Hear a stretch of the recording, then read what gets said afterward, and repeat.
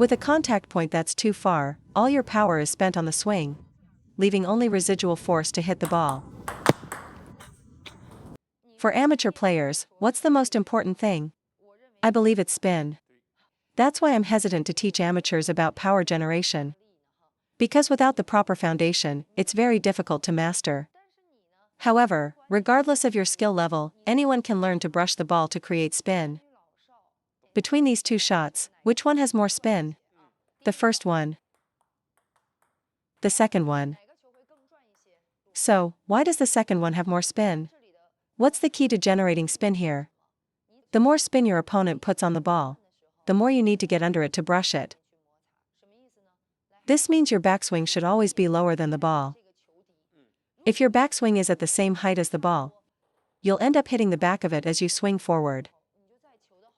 Hitting the back of the ball versus brushing it in an upward motion, both create friction, but the amount of spin is vastly different. So, to loop with heavy spin, your forearm must drop down during the backswing, not just go backward. A flat backswing, for both forehand and backhand, makes it hard to generate spin. Your forearm should always point downwards. This is especially true for the backhand. A backswing like that won't generate any spin. Drop the forearm, then loop like this, and the ball will be very spinny. So, the first key point is, for both forehand and backhand loops, your forearm must drop down during the backswing, not just pull back. Second, let's talk about the trajectory of your swing for creating spin. Watch these three brushing motions. Which one is correct? First. Second. Third.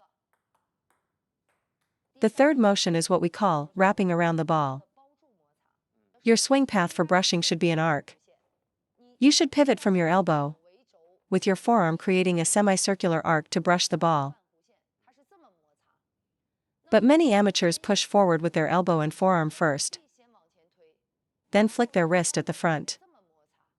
When the ball comes, you should wrap around it. But amateurs tend to push first and then brush. If you push it first, can you generate any real spin? The moment you push, the ball leaves your racket. There's no time left to brush it. Here's the first way. And here's the second. Which one is correct? The second one is correct. Because if you push with your arm first and then try to brush, any significant push will cause the ball to leave the racket immediately. Once the ball has left the racket, any brushing motion is useless. My racket head is always dropped. As I contact the ball and brush, it generates immense spin. The first method is the typical amateur push brush, which doesn't create much spin. The second is the wraparound brush. The difference in spin is huge. If you're too far from the ball, you'll naturally push because you feel like you can't reach it. You need to get closer to the ball. Your contact point should be closer to your leg, not hanging out in front of you. With the contact point far out in front, amateurs don't typically move up to close the gap while looping. So, keep the racket and ball closer to your body. This allows you to initiate the brush first, then apply power through the shot. Imagine there's an obstacle here. Force your racket to go around it. This is how you properly brush the ball. If you push forward first, the moment you apply power, the ball will just fly off flat. The key is not to drive forward with your elbow, because that will just push the ball forward. If you lead with your elbow, you're forced to lift with your upper arm just to get the ball over the net, which is just compensating for that poor initial contact. The correct sequence is to wrap, then drive forward. The wrong way is to drive forward and then lift, which is just using your upper arm. When you wrap first and then drive, the ball has both heavy spin and speed. First, use your arm to wrap and bite the ball, then drive forward with power. This way, you can properly grip the ball and still generate force. This has nothing to do with lifting your elbow. Lifting your elbow can actually be a good thing, at least it helps you create an arc. The real danger is pushing forward with your arm. The ball leaves the racket too quickly for you to apply any spin. Next, let's discuss why modern players position their hand back here, behind their body, when they loop. When I was young, the theory was to take the racket straight back. Back then, we emphasized pulling the racket back, then swinging forward. So why bring it behind the body? It facilitates using your body rotation for power. To get your hand behind you, you are forced to rotate your torso and open up your hips. So, if I want to place my hand back here, my body must rotate. First, it allows for better body rotation and power, like coiling a spring. Second, with a straight backswing, tension can make your arm rigid. Placing it behind you helps keep the arm relaxed. Third, it helps create a better outside-in swing path. Many players pull their racket straight back, leaving no room for an outside-in arc. Trying to force it from there often results in mishits. If you start from behind your body, every loop will naturally follow an outside-in path. As your hand comes forward, it automatically creates an arc.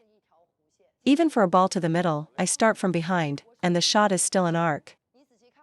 By starting behind the body, you've already established the outside-in arc the moment you begin your forward swing. If you keep using that straight backswing, it could take years to develop a consistent loop. This method is essentially a shortcut.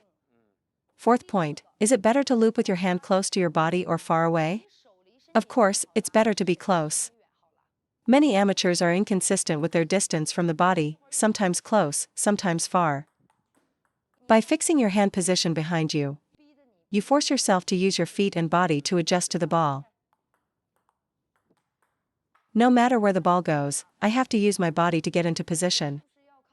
When you keep your hand behind and close to your body, your positioning for the ball will become much more precise.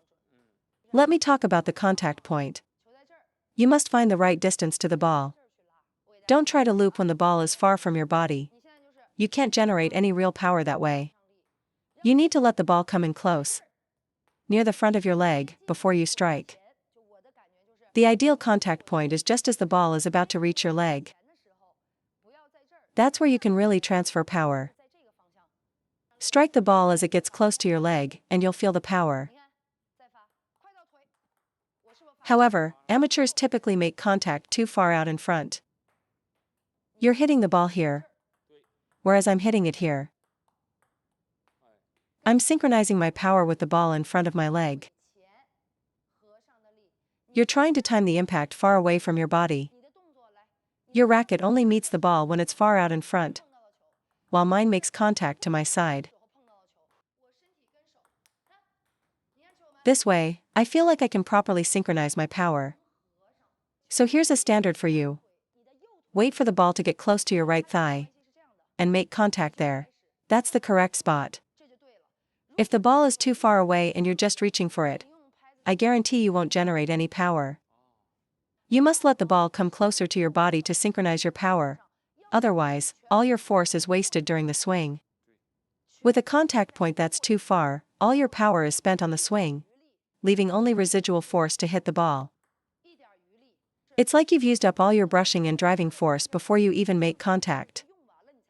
I generally loop from this point, whereas most amateurs make contact too far in front. If the contact point is past your leg, you'll get jammed by the ball. So, feel the ball coming close to your right thigh, and then initiate your swing. I'll demonstrate using that standard. I wait for the ball to get near my leg, then I loop. It's just this tiny difference. Let the ball come in a little closer, and you'll be able to fully synchronize your power. This isn't about the timing of the bounce. You can use this contact point whether you hit on the rise, at the peak, or on the fall.